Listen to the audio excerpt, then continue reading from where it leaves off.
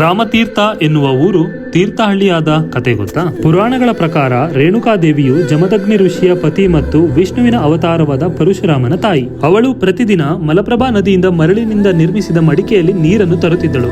ಆದರೆ ಅದೊಂದು ದಿನ ನದಿಯಲ್ಲಿರುವಾಗ ರೇಣುಕಾದೇವಿಯು ಗಂಧರ್ವ ದಂಪತಿಗಳು ಪ್ರಣಯದಲ್ಲಿ ತೊಡಗಿರುವುದನ್ನು ನೋಡಿ ಕ್ಷಣಿಕ ಗೊಂದಲದಿಂದ ಅವಳು ಏಕಾಗ್ರತೆಯನ್ನು ಕಳ್ಕೊಳ್ತಾಳೆ. ಆವತ್ತು ಅವಳು ಖಾಲಿ ಕೈಯಿಂದ ಆಶ್ರಮಕ್ಕೆ ಹಿಂದಿರುಗುತ್ತಾಳೆ.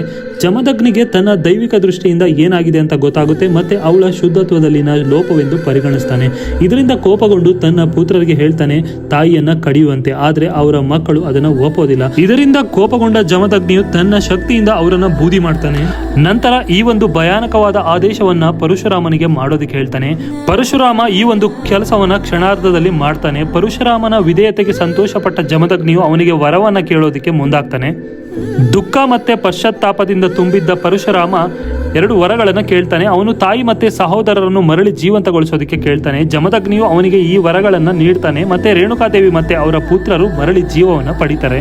ಇದೇ ಸಂದರ್ಭದಲ್ಲಿ ಇನ್ನೊಂದು ಘಟನೆ ನಡೆಯುತ್ತೆ. ಅದೇನಂದ್ರೆ ರಕ್ತಚಿತ್ತವಾದ ಪರಶುವನ್ನು ಪರಶುರಾಮರು ತುಂಬಾ ನದಿಗಳಲ್ಲಿ ತೊಳಿತಾರೆ. ಆದರೆ ರಕ್ತದ ಕಲೆ ಹೋಗೋದಿಲ್ಲ. ತುಂಗಾ ನದಿಯ ಒಂದು ಜಾಗಕ್ಕೆ ಬಂದು ತಮ್ಮ ಪರಶುವನ್ನು ತೊಳಿತಾರೆ. ಅಲ್ಲಿ ರಕ್ತದ ಕಲೆ ಹೋಗುತ್ತೆ ಮತ್ತೆ ಕೊಡಲಿ ಹೊಳೆಯುತ್ತೆ. ಆಗ ಆ ಒಂದು ಜಾಗದಲ್ಲಿ ಒಂದು ದೇವಸ್ಥಾನವನ್ನು ಕಟ್ಟುತ್ತಾರೆ. ಅದೇ ರಾಮತೀರ್ಥ.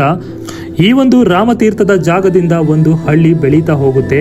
ಆ ಒಂದು ರಾಮತೀರ್ಥ ಹಳ್ಳಿಯೇ ಇವಾಗಿನ ತೀರ್ಥಹಳ್ಳಿಯಾಗಿ ಬದಲಾಗ್ತಾ ಹೋಗುತ್ತೆ.